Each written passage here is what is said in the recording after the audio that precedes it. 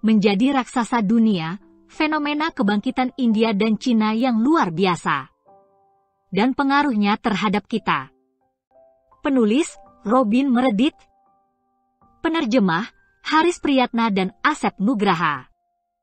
Penerbit, Nuansa Cendekia. Pujian untuk The Elephant and the Dragon. Robin Meredith mengamati dengan jeli Cina dan India yang berkembang pesat.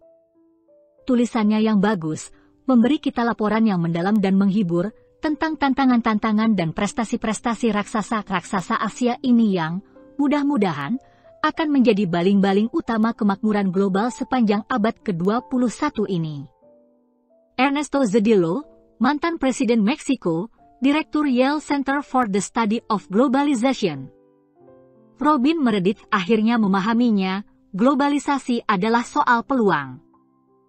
Kisahnya bukan saja tentang kebangkitan Cina dan India yang luar biasa, tetapi perubahan dramatis dalam perdagangan global yang memengaruhi hampir semua perusahaan dan konsumen. Mereka yang siap untuk beradaptasi dan meresponslah yang akan memperoleh keuntungannya. Mike Eskew, Direktur Utama dan CEO UPS. Sering diberitakan besarnya persentase barang-barang buatan Cina yang memenuhi pasar, dan begitu banyaknya pekerjaan Amerika yang di-outsource ke India. Jika digabungkan, jumlah penduduk kedua negara itu lebih dari sepertiga penduduk dunia.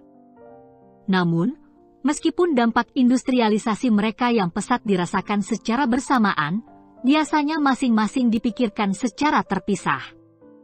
Analisis sistematis Robin Meredith mengisi kekosongan itu dengan cara yang bersemangat dan enak dibaca. Mike Wallace. 60 menit, CBS News. Ini adalah salah satu buku terbaik tentang perubahan ekonomi yang sedang berlangsung di Cina dan India. Dalam buku ini, Robin Meredith, wartawan kawakan majalah Forbes, membawa pengalaman dan pengetahuannya yang dalam tentang kedua negara itu, juga bakat untuk menyatukan data yang amat banyak dengan cara yang mudah dipahami dan bersemangat. Meskipun persoalan yang dibahas amatlah besar, buku ini cukup ringkas sehingga menjadi kejutan yang menyenangkan bagi para pembacanya. Salut kepada disiplin Meredith untuk menyaring pendapat-pendapatnya. Dia memadukan sejarah, anekdot yang hidup, pengalaman pribadi, dan analisis ekonomi untuk menghasilkan sebuah karya yang memberi para pembaca pemahaman yang komprehensif akan esensi transformasi di India, sang gajah, dan Cina, sang naga. Far Eastern Economic Review. Alurnya cepat, enak dibaca, dan membuka pikiran. International Herald Tribune, Chris Nicholson. Dengan apik, Robin Meredith menelusuri kemajuan sekaligus kesuraman India dan Cina. Wall Street Journal, Matthew Reyes. Sebuah pengantar komprehensif tentang perkembangan macan-macan Asia ini. San Francisco Chronicle, Noam Lupu. Buku yang diriset dengan baik ini sangat menggugah pikiran. Booklist tentang penulis. Robin Meredith menerima gelar B.A.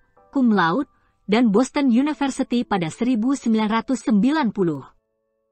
Dari 1993 hingga 1994, dia bekerja sebagai wartawan surat kabar American Banker pada Biro Washington, di mana dia mengungkap suatu pola transaksi investasi ilegal yang membuat Kongres bersidang 4 kali dan merombak total peraturan perbankan Amerika yang mengatur penawaran saham awal, Initial Public Offering, IPO. Pada 1995, dia pindah ke USA Today sebagai wartawan bisnis. Dari Januari 1996 sampai April 2000, Meredith menjadi koresponden New York Times, di mana dia meliput industri mobil dan berita-berita dari wilayah tengah Amerika lainnya. Dia belajar jurnalisme pada tahun akademik 1998 hingga 1999 dalam program Nightwallis di Sekolah Bisnis University of Michigan. Meredith bergabung dengan Forbes sebagai manajer Biro Detroit pada April 2000 untuk meliput industri otomotif di sana. Salah satu artikelnya di Forbes masuk ke dalam buku The Best Business Stories of the Year edisi tahun 2002. Wartawati peraih berbagai penghargaan ini, sekarang menjadi koresponden asing untuk majalah Forbes sebagai editor senior Asia. Dia tinggal di Hong Kong dan meliput India dan Cina.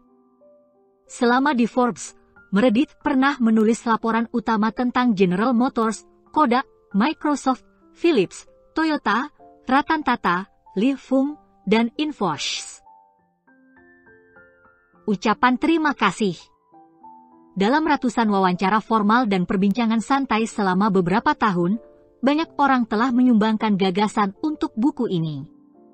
Saya berterima kasih kepada Narayana Murthy, Nandan Nilekani, Ram, Chris, Ramachandran, dan Ratan Tata, juga Shehar Gupta dari Indian Express dan T.N. Ninan dari Business Standard atas wawasan mereka tentang India. Terima kasih kepada David Abney karena telah menjelaskan kepada saya tentang rantai pasokan, supply chain, dan Diana Farrell karena membahas penelitian pelopornya tentang pengalihan pekerjaan ke luar negeri, offshore. Di Cina, saya juga mendapatkan banyak guru, dan saya berterima kasih kepada Tom Doktorov, Jimmy Lai, Jim Thompson, Carl Walter, Andy Hsieh, dan David Zweig. Saya juga berterima kasih kepada mereka yang harus tetap dirahasiakan namanya, tetapi telah berbagi waktu, pengalaman, dan perasaan mereka dengan saya. Saya berterima kasih kepada mereka yang telah membaca draft-draft awal, termasuk Jean-Pierre Lehman dari YMD dan kelompok Evian serta Ruth Shapiro, pendiri visioner Asia Business Council, yang keduanya bermurah hati membagikan pengetahuan mereka tentang India dan Cina. Saya pun mengucapkan terima kasih kepada Michael Deneni, Marcia Hensley, P.V. Kanan, Aaron Lamer, Christy Lustout, dan Leonard Bud Pratt karena telah membaca bab-bab dari buku ini. Rasa terima kasih saya tujukan kepada dua orang yang tak kenal lelah membantu saya melakukan riset untuk buku ini, Julian de Jonquieres dan Engit Dewe, yang keduanya kini telah pindah ke Beijing dan tengah berkonsentrasi pada tugas jurnalistik mereka sendiri. Saya berterima kasih kepada Forbes bersaudara, Bob, KIP, Steve, dan tim yang telah mendukung dengan baik pekerjaan saya. Untuk mereka dan menyemangati saya saat saya menulis buku ini. Saya sangat beruntung dapat bekerja dengan tim Ferguson, Reed Kargaard, Dennis Knelle, Stew Pinkerton, dan Larry Repstein. Mereka semua telah mengajari saya menulis.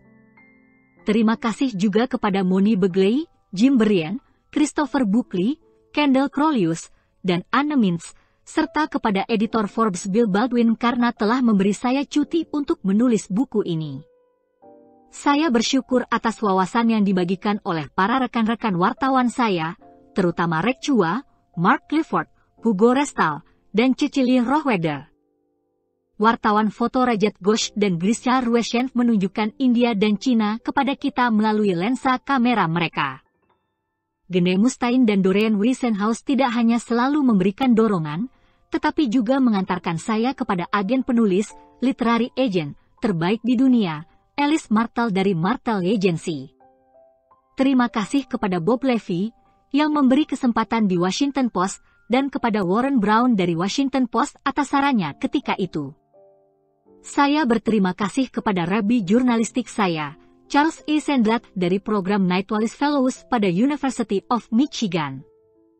Saya memberi hormat kepada mendiang Johnny Apple, yang telah mendorong saya untuk menulis buku ini dan yang warisannya terus hidup di dalam DNA jurnalistik begitu banyak kulit tinta yang bekerja di seluruh dunia. Saya berterima kasih kepada teman-teman lainnya atas dukungan mereka yang terus-menerus. Para anggota klub buku Hong Kong saya telah memberi saya dorongan untuk dan kelonggaran dengan senang hati dari menulis, terutama Kyoko Altman, yang segera akan menuntaskan bukunya sendiri, dan Doveen Scatter, yang menciptakan Merpati dari Timur ketika saya menciptakan The Elephant and the Dragon. Saya berterima kasih kepada Diana Fortescue, Grant Kelley, Ann Park, dan Anne Sawyer. Kata pengantar oleh Reinald Kasali. Suatu ketika Napoleon Bonaparte pernah berkata, jangan sekali-kali membiarkan naga itu, Cina, terbangun, sebab kalau ia terbangun, dunia akan dibuat sibuk. Kata-kata Napoleon itu sekarang menjadi kenyataan.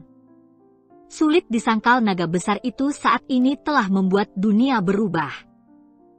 Pola ekonomi dunia menjadi berubah setelah sebagian besar produk dunia datang dari Cina. Namun, Cina ternyata tidak sendirian. Setelah kebangkitan 4 macan Asia, Korea, Taiwan, Singapura, dan Malaysia, yang ramai dibicarakan media massa pada tahun 1980-an, pada awal tahun 2000, dunia menyebutkan nama 4 negara yang disingkat BRIC, yaitu Brasil, Rusia, India, dan Cina.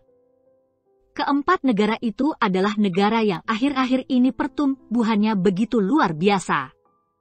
Buku The Elephant and the Dragon karangan Robin Meredith ini sendiri tidak berbicara tentang BRIC, melainkan sebagian dari BRIC, yaitu India dan Cina yang letaknya bersebelahan pada peta bumi. Kedua bangsa ini relatif homogen, dengan kebudayaan dan adat istiadat yang sangat tinggi dan disegani di dunia, yang satu menganut falsafah Hindu, yang satunya lagi Konfusianisme. Namun, sebagai bangsa Asia, mereka memiliki beberapa kesamaan, seperti respek terhadap leluhur dan orang-orang yang lebih tua, menghormati keluarga besar dan menjadikan keluarga sebagai ikatan sosial yang sangat penting, hidup berhemat, menabung sepanjang hidup, dan menghargai pentingnya pendidikan. Oleh karena itu, tak mengherankan jika di setiap sudut-sudut kota di negara-negara maju, kedua bangsa ini selalu ada. Seraya memelihara akar kebudayaan yang sangat kuat, mereka mendominasi sekolah-sekolah tinggi dalam bidang-bidang ilmu yang luas. Mulai dari kedokteran, teknik, matematika, sains, sampai bidang bisnis dan ilmu-ilmu yang sangat spesifik seperti tekstil dan biologi. Meskipun kebijakan ekonomi kedua negara ini sangat hati-hati dan konservatif, mereka sekarang sangat terbuka dan lebih pragmatis, bahkan bersahabat terhadap investasi asing. Dalam bukunya yang berjudul The World is Flat, A Brief History of the 21st Century, Farrar, Straus-Giroux, 2005, Thomas Litter. Friedman menceritakan bagaimana orang-orang muda India memakai celana jeans, berbahasa Inggris dengan logat Amerika, serta mengganti nama mereka dengan nama-nama Amerika saat bekerja untuk perusahaan raksasa dari Amerika Serikat. Hal serupa sebenarnya juga terjadi di Cina yang kaum mudanya mulai fasih berbahasa Inggris. Seorang teman dari Cina suatu ketika memperkenalkan dirinya seperti ini, "My name is San Lai. If it is difficult for you, just call me Tony. Tony is my American name." Kedua bangsa ini sama-sama mengarungi dunia baru dengan semangat bersaing dan inovasi yang kuat. Mereka selalu mencari cara untuk selalu lebih unggul dari pesaing-pesaingnya dimanapun mereka berada. Dan jangan lupa, Cina dan India sama-sama melewati masa-masa yang sangat paradoks. India yang mayoritas penduduknya beragama Hindu mampu menerima perbedaan di bawah Perdana Menterinya yang beragama Islam. Sedangkan Cina mampu menerima prinsip-prinsip pasar dan kapitalisme dalam belenggu partai politiknya yang masih tetap berlambang palu dan arit, Partai Komunis Cina. Kedua bangsa ini, diam-diam juga berhasil menanam DNA baru, behavioral genetics, kewirausahaan yang dicangkokkan dari para pedagang perantauan yang berada di daerah pesisir dan sebagian telah menjadi diaspora yang menyebar ke seluruh dunia, mulai dari Asia Tenggara, sepanjang pantai barat Afrika, Eropa Barat, dan ex-Uni Soviet, serta Amerika Serikat. DNA baru itu merupakan gabungan antara DNA pedagang, perantauan dengan DNA sekolahan yang memungkinkan mereka memasuki bisnis teknologi industri dan teknologi informasi, bahkan bioteknologi yang sangat kaya pengetahuan. Mereka juga begitu cepat melakukan mutasi dari cara-cara perdagangan konvensional bergaya, pasar pagi, atau pasar baru, ke dalam cara-cara perdagangan modern bergaya sekolah bisnis Harvard dan Stanford. Alhasil, spirit-spirit itu tumbuh dalam medan kebijakan perekonomian yang pro-bisnis, yang bukan sekadar diwadahi kebijakan makro dengan mata uang yang stabil, inflasi yang rendah, dan sebagainya. Melainkan juga dengan kebijakan ekonomi mikro yang kuat, yang percaya bahwa kesejahteraan tidak dapat diciptakan melulu lewat eksploitasi sumber daya alam dan disalurkan lewat badan-badan pemerintah, seperti BLT bantuan langsung tunai, melainkan harus diciptakan melalui korporasi-korporasi yang sehat dan unggul. Maka buku The Elephant and the Dragon yang menyoroti kebangkitan India dan Cina ini patut kita pelajari. Agar semangat perubahan bangsa India dan Cina juga menulari kita untuk berubah menjadi bangsa yang lebih maju dan adaptif dalam abad ke-21 ini. Isi buku. Pujian untuk The Elephant and the Dragon. Tentang penulis. Ucapan terima kasih. Kata pengantar oleh Reinald Kasali. Pendahuluan, pergeseran ekonomi. Bab 1 ketika mau bertemu MC Daniel Des. Reformasi dari Xiaogang. Lompatan Mao dan Reformasi Deng. Belajar dari Singapura. Tragedi Tiananmen demi pembangunan. Kelas menengah baru di balik bayang-bayang Mao. Bab 2 dari alat pintal sampai kabel serat optik. Di bawah bayang-bayang Gandhi dan Nehru. Membuka pintu. Menoleh ke Cina. Langkah orang mabuk. Bab 3, Made by America in China. 1 miliar konsumen baru. Siapa yang untung? Utang, orang kaya, dan orang miskin. Dari kerah biru ke kerah putih. Bab 4, jalur rempah internet. Offshoring. Ramai-ramai menyerbu India. Senang untuk pekerja India, sedih untuk pekerja Amerika? Kerah biru belum terangkat. Pendekatan yang berbeda. Menjual ke dasar piramida. Wajah dunia yang berubah. Bab 5, pola produksi baru. Disassembly lain. Keuntungan untuk semuanya. Era Lin Fung. Pengembaraan sehelai sweater. Bab 6, revolusi kebudayaan India. Meraih impian Amerika dari Bangalore. Yang miskin tetap miskin. Ledakan penduduk dan keruwetan politik. Bab 7, revolusi dengan pesta makan malam. Dari kerah biru sampai kerah emas. Meski sudah kaya, nasionalisme masih tebal. Wajah lama masih ada. Demokrasi di luar jangkauan. Olimpiade sebagai ujian. Bab 8, geopolitik bercampur dengan minyak dan air. Menguras sumber daya alam. Ketika Cina dan India belajar mengemudi. Kebangkitan damai, Cina. Diplomasi baru. Potensi konflik. Polusi yang parah. Bab 9, katalis untuk daya saing. Catatan-catatan. Pendahuluan. Pergeseran ekonomi. Pada bulan Juni 2003, Perdana Menteri India Atal Bihari Vajpayee melakukan penerbangan menuju Beijing. Ini akan menjadi perjalanan yang bersejarah. Saat kunjungan terakhir pemimpin India ke Beijing, hampir 1 dasawarsa sebelumnya, Cina masih merupakan sebuah negara yang penuh dengan sepeda dan bangunan-bangunan kusam, sedang bersusah payah mendorong ekonominya ke abad ke-20 sebelum datang abad ke-21. Namun, bahkan saat pesawatnya merendah, Vajpayee dapat menyaksikan apa yang tampak seperti fata morgana, ribuan pabrik mengelilingi Beijing, hampir semuanya dibangun pada dekade sebelumnya, menawarkan upah yang tetap dan impian yang telah lama sirna akan kehidupan yang lebih baik. Cina telah meninggalkan masa lalunya langsung menuju masa depan. Dia menginjakkan kakinya di sebuah bandara baru yang ultramodern, hanya salah satu di antara banyak bandara serupa di Cina. Ketika sang Perdana Menteri dan delegasinya berkendara menuju Beijing melalui jalan raya baru yang mulus, mobil-mobil berkilat melaju kencang melewati lokasi-lokasi pembangunan yang tiada habisnya, tatkala siluet ratusan mesin derek membayangi pemandangan kota.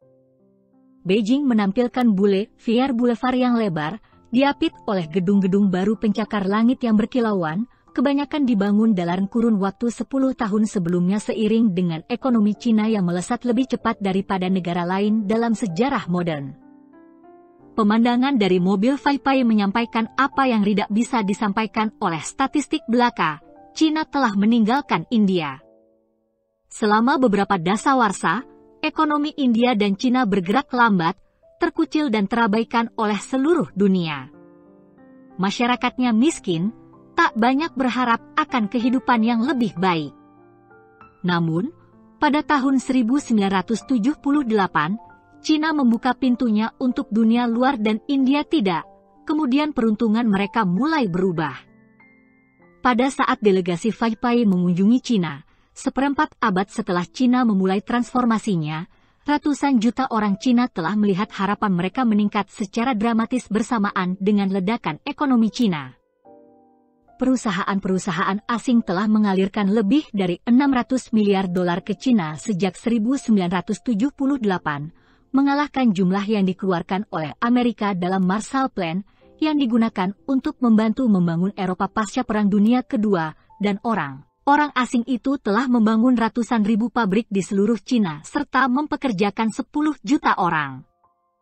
Rata-rata pekerja Cina saat ini menerima penghasilan hampir 5 kali lebih banyak dibandingkan sebelum gerakan pembaruan itu dimulai, dan jutaan orang telah membeli telepon selular, komputer, dan bahkan mobil serta apartemen.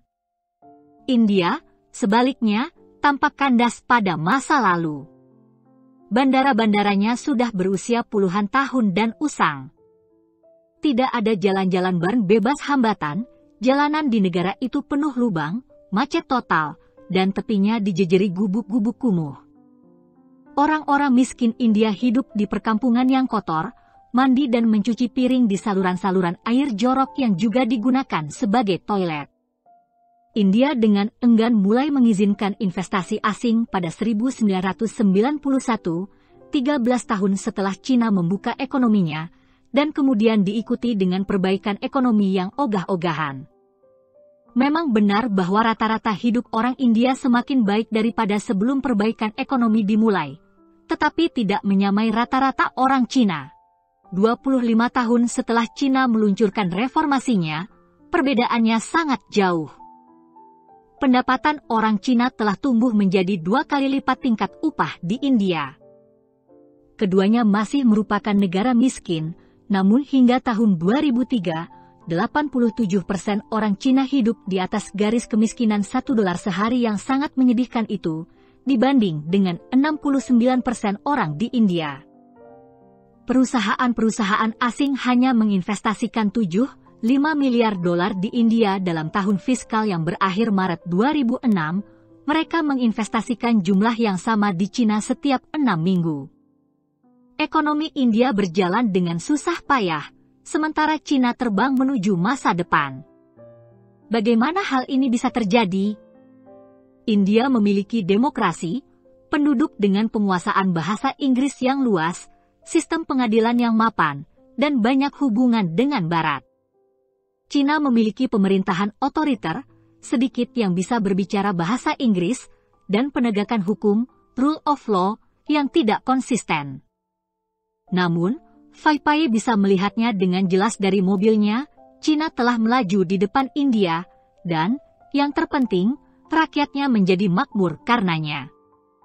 Ini adalah kisah tentang bagaimana India dan Cina mengubah nasib mereka dan, dengan itu, mengubah dunia. Saat mereka beranjak dari peringkat negara berkembang menuju status adidaya, pendekatan India yang lama tapi mantap kontras dengan kebangkitan Cina yang melesat bak roket. Dalam banyak hal lainnya, India dan Cina begitu berseberangan seperti Gandhi dan Mao. India adalah negara demokratis, sedangkan Cina otoriter. Kapitalis di India seringkali anti-bisnis, sedangkan komunis di Cina biasanya pro-bisnis. India yang semrawut adalah kekacauan dengan aneka warna yang cerah, sebuah negara riuh rendah dengan 30 bahasa yang berbeda. Bahkan zona waktu India membingungkan, setengah jam berbeda dari tempat manapun di dunia, jadi tengah hari di New York adalah pukul 9.30 malam di Bombay. Cina tampak lebih mudah dipahami, bahasa nasionalnya adalah bahasa Cina Mandarin, waktunya sejajar dengan waktu di seluruh dunia, dan tidak diragukan lagi, Partai Komunis menjalankan negara ini. Sementara kekuatan-kekuatan Cina terpampang di hadapan Feipai dan seluruh dunia, kekuatan-kekuatan India tidak banyak tersingkap. Tatkala Cina menutup perguruan-perguruan tingginya selama revolusi kebudayaan, India memelihara universitas-universitasnya, mendidik satu generasi dokter, sarjana, ilmuwan, dan insinyur. Ketika Cina menghukum para kapitalis, mener-mener India mendapatkan pengalaman dengan menggelutinya di pasar-pasar setempat, dan bisnis-bisnisnya lebih baik daripada bisnis-bisnis Cina saat ini. Infrastruktur manusia India yang tidak terlihat menjelma sumber kekuatan bangsa itu ketika kini ia terhubungkan kembali dengan ekonomi dunia. Kedua negara ini memiliki satu kesamaan, transformasi mereka, dan cara mereka akan mengubah dunia, sama mengejutkannya dengan tatkala Amerika naik ke panggung ekonomi dunia. Pengaruhnya bisa dilihat dari merosotnya harga-harga di rak-rak Walmart, kenaikan harga di pompa bensin, menyusutnya upah banyak orang di Amerika, bahkan pada udara yang kita hirup. Orang-orang Amerika dapat mendengarnya dalam suara-suara di ujung telepon pelayanan konsumen. Dampaknya juga dapat terlihat dari rendahnya kapal-kapal barang mengapung di perairan Laut Cina Selatan, karena begitu beratnya memuat barang-barangnya membanjir dari pabrik-pabrik Cina. Yang paling jelas, ia dapat dilihat dalam angka-angka kasar. India dan Cina telah menjadi negara besar dengan pertumbuhan ekonomi tercepat di planet ini. Mereka sepertinya akan bertahan seperti itu hingga berpuluh tahun lagi dan sedang dalam perjalanannya untuk menjadi raksasa ekonomi dalam satu generasi. Tiba-tiba, baik India maupun Cina telah menjadi sumber tenaga kerja, mitra, pelanggan, dan pesaing. Di ruang-ruang rapat direksi dari New York sampai Tokyo dan dari London sampai Frankfurt, para eksekutif saat ini mengalami demam India seperti saat mereka terserang demam Cina satu dasawarsa yang lalu. Para pemimpin bisnis yang tidak tahu perbedaan antara kari dan tumisan Cina pergi mencicipinya di hotel Asia berbintang 5 yang baru dibangun, mewah meski dengan kenyataan bahwa mereka mesti berkumur-kumur dengan air kemasan supaya tidak mual. Mereka menempuh perjalanan bolak-balik seperti keliling dunia, karena kedua negara yang sedang naik daun ini berkembang dengan pesatnya, sehingga mereka membuat ekonomi di Amerika, Eropa, dan Jepang seakan-akan diam saja. Tiba-tiba, melakukan bisnis di India dan Cina telah menjadi harapan, satu-satunya bagi perusahaan-perusahaan barat yang bertekad untuk menambah pelanggan baru dengan cepat, satu-satunya cara bagi para eksekutif barat untuk membuat para pemegang saham senang. Mungkin perubahan yang paling besar dirasakan di dalam pasar tenaga kerja dunia belakangan ini. Pada 1990-an, para aktivis khawatir bahwa globalisasi akan merugikan orang-orang miskin. Mereka salah besar ketika dihadapkan dengan India dan Cina. Para kapitalis dari dunia bisnis Amerika dan dari tempat lainnya tentu saja tidak bermaksud untuk membantu orang-orang Asia yang tertindas, namun ternyata mereka melakukannya. Sebut saja mereka aktivis yang tidak disengaja. Dalam satu dekade terakhir, ratusan juta orang India dan Cina telah terangkat dari jerat kemiskinan semenjak globalisasi mengantarkan pekerjaan kepada mereka, meskipun pekerjaan-pekerjaan dengan bayaran yang oleh dunia barat akan dikatakan sebagai upah yang sangat rendah. Mengejutkan bagi orang-orang yang peduli terhadap orang-orang miskin di dunia, dan pastinya juga akan mengejutkan Gandhi, Nehru, Mao, dan para politisi abad ke-20 lainnya, yang mencoba untuk melindungi kaum miskin dari kapitalis. Pengalihan pekerjaan-pekerjaan ke luar negeri telah menarik ratusan juta orang dari lumpur hisap kemiskinan. Justru giliran negara-negara maju seperti Amerika, Jepang, dan Inggris menghadapi hilangnya lapangan pekerjaan secara besar-besaran, sementara negara berkembang memperoleh pekerjaan. Globalisasi telah terbukti baik untuk kaum miskin, meskipun menekan kelas menengah di Amerika dan Eropa. Buku ini mengupas bagaimana kemampuan menghubungi para pekerja Asia itu, dengan klik tetikus komputer telah mengubah cara dunia melakukan bisnis. Jutaan pekerjaan pindah menyeberangi dunia, menuju para pekerja India dan Cina yang bersedia melakukan pekerjaan yang sama dengan orang Barat, bahkan pekerjaan spesialisasi dan kerah putih, dengan upah yang jauh lebih rendah. Para pekerja Barat di berbagai bidang mendadak menemukan bahwa mereka tidak lagi dapat mengharapkan digaji 10 kali lebih banyak daripada mereka yang berasal dari negara berkembang untuk pekerjaan yang sama. Para lulusan perguruan tinggi dari India senang mendapatkan pekerjaan, menjawab 800 panggilan telepon pelayanan pelanggan untuk mendengarkan keluhan orang Amerika. Sementara, puluhan juta kaum muda Cina pindah dari desa-desa mereka menuju asrama-asrama pabrik di kota-kota besar untuk membuat kamera digital dan komputer untuk orang asing. Bahkan para pekerja Amerika dan Eropa yang bergaji tinggi kini menghadapi persaingan kerja jarak jauh. Setiap tahun India dan Cina masing-masing menambah pekerja lulusan universitas melebihi yang bisa dihasilkan oleh Amerika dan Eropa secara bersamaan. Bagi kelas menengah Amerika dan Eropa, ini merupakan sisi gelap yang menakutkan dari globalisasi. Dengan lebih dari 1 miliar tenaga kerja tiba-tiba masuk ke dalam gelanggang tenaga kerja dunia, banyak orang Barat yang tidak beruntung akan kehilangan pekerjaan mereka dan banyak yang akan menyaksikan jatuhnya standar hidup mereka kecuali apabila mereka bertindak untuk membuat diri mereka bersaing yang lebih baik di dalam pasar tenaga kerja dunia. Para petani terlantar oleh revolusi industri pada abad ke-19. Para buruh kasar direnggut mata pencaharian mereka oleh mesin-mesin ban berjalan pada abad ke-20. Dan baru satu generasi yang lalu pabrik-pabrik di Amerika tutup karena para pekerja kerah biru mulai pindah ke Meksiko. Sejarah akan terulang lagi, memberikan kejutan melalui pasar tenaga kerja dunia. Namun, kebangkitan India dan Cina lebih daripada sekedar pekerjaan yang pindah ke luar negeri. Ia adalah tentang pergeseran besar dalam geopolitik pasca Perang Dingin, tentang memuaskan dahaga akan minyak, dan tentang perubahan lingkungan secara besar-besaran. Ini adalah pergeseran ekonomi. Kebangkitan India dan Cina telah menyebabkan seluruh bentang ekonomi dan politik dunia bergeser di hadapan mata kita. Karena helai-helai ekonomi global kini telah terajut, perubahan di India dan Cina membentuk masa depan untuk seluruh dunia, cepat, dan dengan cara-cara yang mengejutkan. Tidak pernah sebelumnya pasar global terhubung begitu eratnya. Bayangkan, apabila perdagangan besar pada Jalan Sutra digabungkan dengan yang melintasi jalur rempah, dan gabungan perdagangan global ini diperkuat dengan teknologi modern. Kini apa yang dijual oleh India dan Cina ke Barat, tidak lagi diangkut dengan unta atau galeon, kapal layar besar, penerjemah, namun dengan penerbangan kargo, kapal-kapal peti kemas, atau melalui internet. Buku ini berusaha untuk membantu pembaca memahami betapa dunia kita sedang dibentuk oleh kebangkitan India dan Cina, dua negara yang potensi pengaruhnya pada dekade-dekade mendatang, ditakuti sekaligus diremehkan. The Elephant and the Dragon akan memperlihatkan bahwa seluruh dunia dapat menyesuaikan diri dengan kebangkitan India dan Cina ini, dan bahkan berkembang. Namun, terlebih dahulu kita harus memahami kedua negara raksasa ini yang telah membuka pintu mereka dan memasuki abad ke-21.